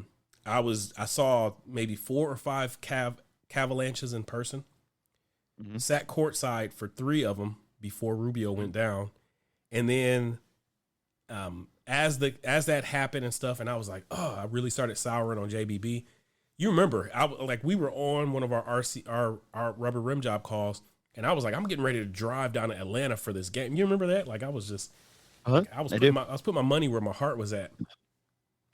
That all changed for me with the Donovan Mitchell trade. Huh? And I can't stress that enough, because I as I'm on the board and everybody seeing, like, people are seeing me flipping out, and they see this contingency, kind of like what Foucault was talking about. That trade signified for me that we were going for it. Like, yes, I agree. It's hard to be like, all right, we're just gonna sit back and we just chilling, like we just watching. It's hard to do that and say that when it doesn't feel like that anymore. Like when we make moves that are like, hey, put all these draft picks out here. Let's do that. Let's do that. It's go time. That's what that trade said to me. So, I'm excited about next season. It took me a couple of weeks to fully process that stink of the end of the season and stuff. But man, I have to be honest with everybody and say, this ain't 2002, 2003. Like, I'm not just happy to, and what Q-Tip just now said, we were just like, there was a desperation that was like, can we win a championship in Cleveland? Is it possible? Because we don't believe it should ever happen. Now that I'm over that part, like once we got it, and it was like, all right, this dude wants to leave again, to hell with him. We can get one without him. My mindset in making that trade and everything is like, let's go. And I can't turn it off. So help me, because I'm trying to. I'm gonna tag onto that. All so right. in my personal life, I'm extremely competitive, and I really, really struggle with losing. Yeah. And just it doesn't really matter what it is. I mean, if it's business, if it's games that I play, if it's coaching or whatever the case may be, I have some amount of control over those things. Not complete control, but a good amount of control, right? Obviously, I'm not going to win everything. But, I win as much as I can on those things. The problem with sports is I have zero control. None. Yeah. The only control I have is my own reactions to the things that I'm watching. I agree. And when I was younger, I had a lot of temper tantrums over sports. So I realized that I needed to adjust my expectations, or I couldn't have any fun. Dude, watching these things. I'm a butt in real quick. I broke a 32-inch color TV in my bedroom. Oh yeah. When I was I was watching a middling Fratello team. I can't remember. They lost a game they shouldn't have lost, and it was like it had playoff implications. And I had a 32-inch color TV in my room, and it ended up on its face, smashed, smoking. Mm-hmm. And my mom was like, "You're not getting another TV." I ended up having to go to a Goodwill thrift store, and I spent like $5 or $10 on this little 19-inch black and white thing to finish the season. Right. So yeah, no, go ahead. I just wanted to give you my fanatic response. No, I'm with it. I'm with you. Peaceful. So a lot of video game controllers as a kid. Okay, a lot of those. Golf clubs. And as an adult, the Chiefs-Browns game where Rudd. What was his name? What was it? Who was it? Dwayne Rudd. No. Who was the guy who threw his helmet? Yeah, Rudd. But I can't remember his first name. Something. Was that it? Rudd. Whoever it was. He threw his helmet and blew the game. Broken door. And then that was one of those, but it wasn't even my door. So it was like it was a problem. And it was stuff like that where I was eventually just like, all right, I don't have any control over this kind of stuff. I kind of have to adjust my expectations. Yeah, no, I said and it right. Behavior. Dwayne Rudd tossed his helmet. Yep. It was Dwayne Rudd. Yep. Same guy who wasn't he the same guy who blocked the Falcons from the playoffs though? A couple years later. Let's not go too deep down the Browns rabbit hole because I hate the Browns. I remember William Green running against the Falcons. Yeah, that was the run William run game. But I don't remember Rudd blocking the Falcons were close. They were like deep into the Browns zone, and somebody made a big hit on them. Okay. Anyways, I don't want to talk about the Browns because I hate them. But they got a face only a mother could love. So, anyways, they're my loose tooth team. So, anyways, here's the deal with the Cavs. I have so little control over the team that if I want to watch them and not break video game controllers and punch doors and all that stuff, right. I realized that I needed to just settle myself while I watch and not treat them like my real life competitive streak. Okay. And the same goes for my son's competitions. If I'm not going to be like maniac out of control dad, I have realized that I need to just start out everything with telling myself, like giving myself the mantra of go into this with the expectation that we're here to enjoy ourselves. Right. And we're just going to have a good time. Have a good time. And obviously, if I'm coaching a team, it's a little bit different. I want to teach the kids to win along with enjoying themselves. That can be built in. But like if it's everything else with him, we're just there to give guidance, right? Some coaching along with it, and then shut up and stay out and have a good time, right? Shout out. So, I want to lay off of this whole thing. With all that said, I'm with you on the competition. All right. But when it comes to things that are completely out of my control, I can't do it anymore. I spent I would say I'm 40. I'm going to be 40. I would say I spent about the first 35 years of my life being a total maniac with all that stuff. And eventually I just decided to back off. That's all. That's all I got on that. Well, I have, and I hope Q-Tip doesn't mind. That's been my boy on RCF for quite some time. Yeah, we've counseled each other through some arguments and debates. I want to say Q-Tip is like ex-military or something like that, and he is. Okay. I think a Marine. Okay, and so for him, it's like this is fun. Like this is just this ain't life or death. Exactly. Like, where he's competitive at, he could fucking lose his life if he's what I'm saying. Like exactly. If his team doesn't show up and ball out, like they're all That's dead. exactly right. Okay, all right. For me, you and I have it too. If we're not competitive with business, then we're not going to make any money. Right. We're not going to be successful. So, like I have it with that, and I have it with like other games and all that kind of stuff. So one of my my business. I'm very competitive with myself, for the record. By the way, I use that a lot. Yeah, my business. We've talked about it, but one of my biggest things that helped me with my business growth was joining this thing called EO. It's Entrepreneurs Organization. Okay. And there's like a not an incubator. There's this thing where they're like trying to get me to 1 million quickly, kind of thing. And it's a group of other business owners and stuff that are all basically sharpening each other's tools and stuff. That stuff helps a lot. And one of the biggest things, because I'm gonna give myself claps. We just landed this $500,000 tourism thing with a Caribbean country. There was hundreds of submissions and stuff. And this thing we submitted way back in there was an RFP back in December, and it took a lot, a patience and kumbaya and trust in the process and all that kind of stuff to get to the point where we just, signed a scope of work a couple of days ago. Combination of the exact things that I was just describing. Exactly. I appreciate that. And so yes, I've had to take that approach both through EO and, some of my counseling and stuff to be a little bit more peaceful and patient, with the way I'm building this business and trying to make sure this thing goes where it's supposed to go. That's what I do with mine as well. So instead, once I submit, I settle down and I leave it to the situation. So instead, I'm giving the Cavs all of it that I'm not giving my business anymore. Exactly. And I'm like, that's exactly it. I'm like, I can go on Real Cavs Fans and do all my raging and stuff over there, and that's where I'll get ready. I'm not a leave it to the universe type of person, because that doesn't work. That's bullshit. But you do it. No, right. I know people who do that, and I love Russell Brand, the comedian. I like him too. His book his audiobook is one of my favorite audiobooks. And he kind of like, I can't remember the name of it, but it's like his biography. Also, Kevin Hart's is the same way. So both of these guys, comedians that got pretty big and, became, a lot like really successful.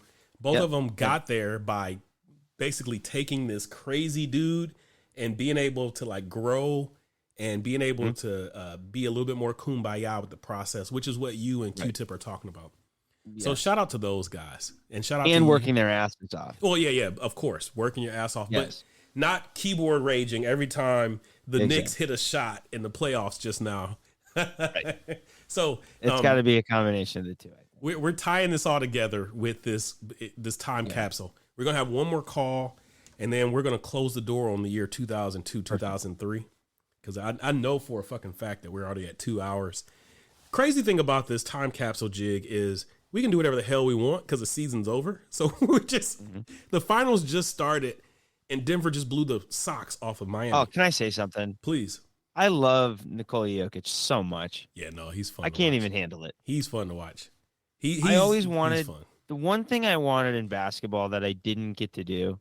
There's a million basketball players out there. Great basketball players. And it's like, you wish you could have watched people, and it's like, but I can't say there's a ton of them. Like, it would have been fun to watch like Pete Maravich and like, George Gervin and Dr. J and like all those guys would have been fun. There's one player I always wished I could have watched. Arvydas Sabonis. Yeah, I would have loved to have watched him as a kid. Good call. I feel like watching Nikola Jokic, he has so much in common with his game, but he's better. He's better. He's such a purist on offense. He's actually a purist on both ends. It's been fun to watch this whole run for him. God, I love him. I love his game so much. You're never going to see a huge power dunk from him, but you will literally see everything else. Which actually is better for me because, like, me too. I hate, there's parts of the game that I'm just like, oh, I hate watching that. And it's not even like a purist kind of thing. And it just feels like Jokic just does the right thing, like nine times. Always the right play, man. Just the right. It's play. Like with LeBron. It's like with LeBron, you'd always be like, but it would always be a play that you didn't even know was there. He makes those too. Like that pass to Daniel Marshall in the corner for that Wizards series where everybody shit on him and stuff. Yeah. That pissed me off. No, it wasn't the Wizards. I think that was game 2 of the Pistons. Yep. It was game 2 of the Pistons. It was the game, right and they ended up losing it. play. It was. He was right under the basket. LeBron was, and he would have been blocked on the right side if he would have laid it up. Yep. So he passed it to Daniel, who was wide open, and Yell just totally blew it. And so Jokic doesn't give a shit about what everybody outside of, his organization thinks. And I love that and appreciate it so much. Like, he literally just body slammed the new owner for the Suns and was like, I don't give a fuck. That was awesome. And I really respect and appreciate the way Mike Malone responded to that too. He was like, somebody was like, hey, but that was like the owner of the Suns. He's like, I don't give a shit. I don't care. It's like, I don't care who it was. I was like, yes, Mike Isn't that Malone. Awesome? Yes. That's 90s. That's 90s basketball talk. It is basketball. See, that's what I like about Jokic because we've talked about this. He's a 90s guy. I love that 90s basketball aspect to him. He's so tough. Man, you were getting ready to say something before I cut you off. So on that point, you and I grew up on that 90s, that late 80s, like 90s basketball. Man. Before they kind of turned into like weirdos in the early 2000s. They were just tough, man. Man. Can you hear me? Yeah, I can hear you perfectly. They were just shoving each other around, jockeying for position, all that. Right. I'll always like that and miss it. That's why Nikola Jokic, man, he's always. He is. He's always grabbing position. Nobody can. They'll ask these guys like, how do you guard him? And they always say, you got to put a body on him from the outside, and you got to stick with him going down. It's always like you watch footage of him. It's like that doesn't work. That doesn't work. So one of the things that we've talked about on the board, and we got to touch on this right now, is Eric Spoelstra is one of the best coaches in the game. I mean, you got to. He's one of the better coaches in a long time. What the hell are they going to do? Because they're going to have to figure him out if they want to be competitive in this series. I don't think they're going to be able to do anything. I think they're just going to lose in 5 games because I think they'll probably grab one at home where Jokic maybe does like one of those games where it's like a rope-a-dope kind 12 or 27 or something like that, and like. maybe a couple of their key guys aren't hitting enough shots, and the Heat win like 110 to like 95 or something. Right. You know what I mean, or maybe it'll be a close game or something. Like, I'm making shit up here, but you know what I mean. All right. And the Nugs will win 4-1. Sorry, I just had to throw my yoga. No. I promise you, we're keeping that shit because I agree with you 100%. This is our last call. We're gonna wrap up that season like some type of retro. Good. Hey guys, it's Two for the Brew calling in. That Elo promo you have where he hit that shot at home, I was sitting right in front of him, section 108 at the Gund. That's awesome. Actually, it wasn't the Gund, was it? That was the Coliseum. Damn, I'm old. Anyway, just wanted to give my thoughts on the 20 years ago.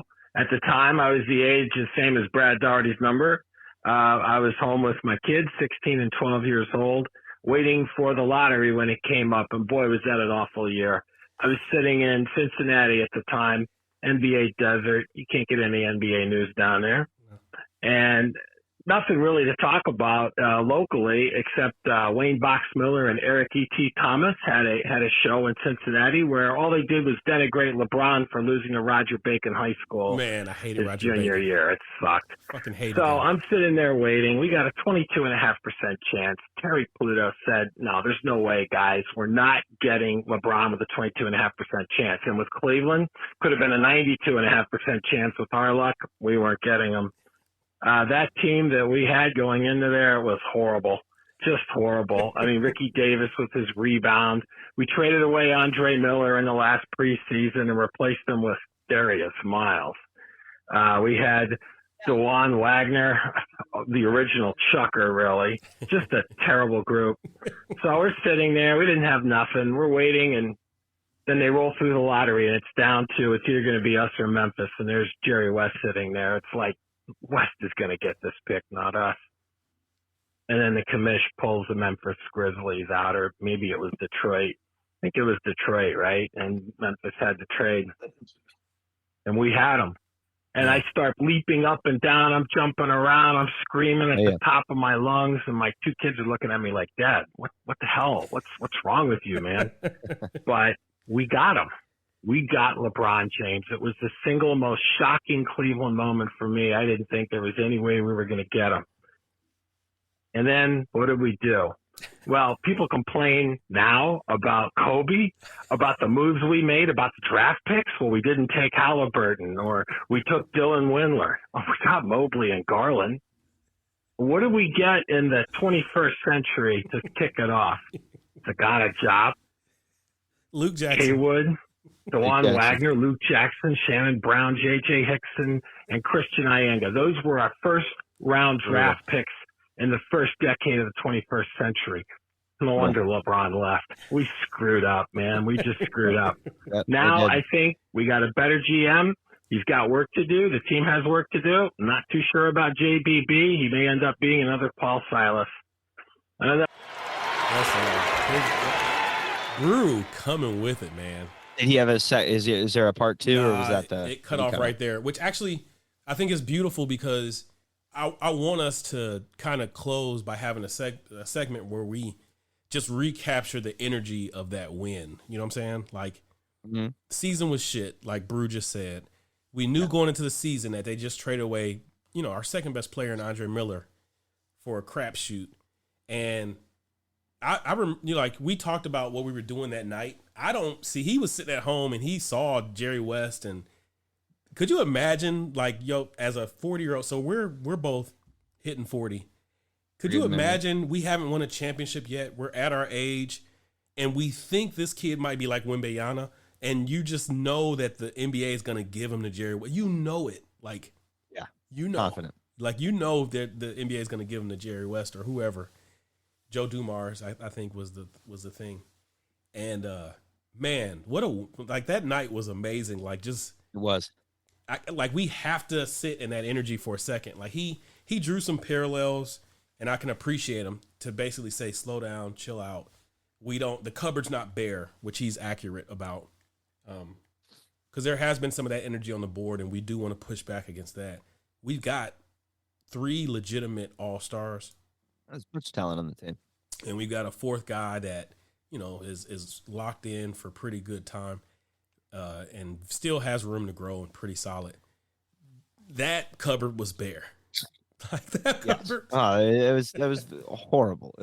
Jim Paxson screwed the pooch after we won that, and after like what CBBI just said, we got, you know, Gunn sitting there.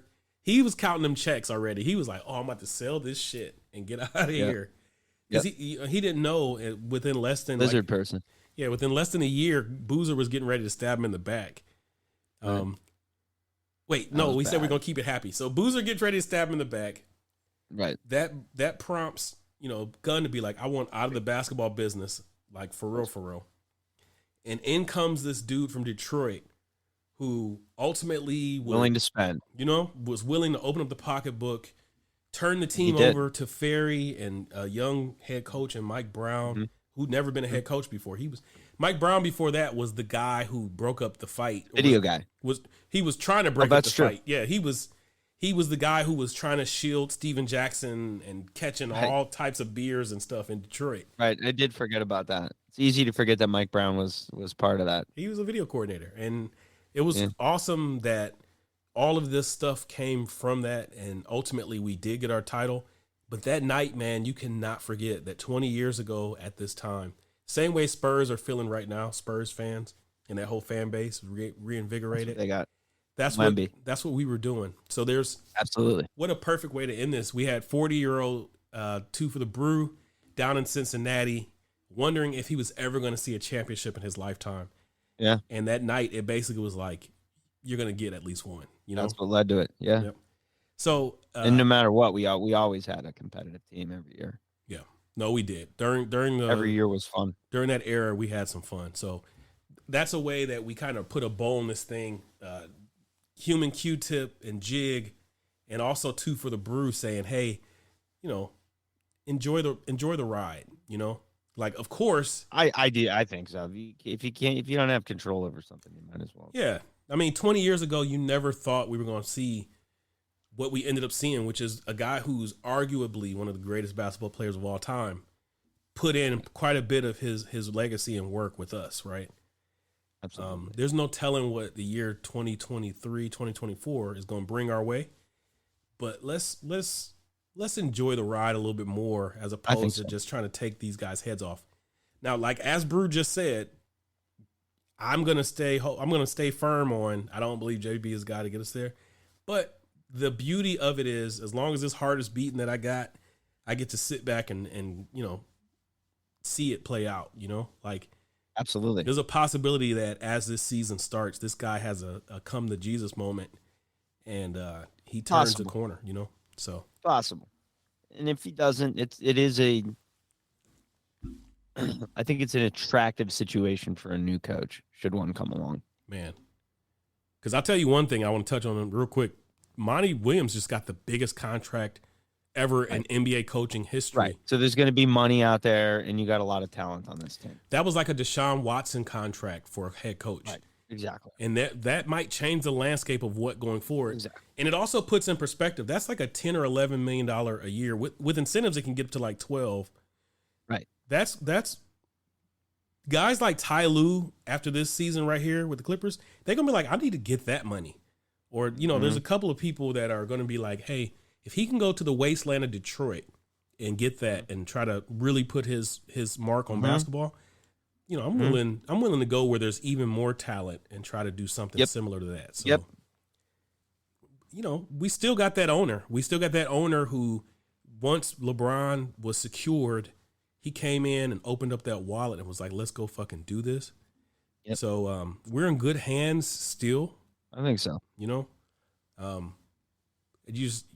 20 years ago, Jig is down in Dallas, chasing the hoes and everything like that.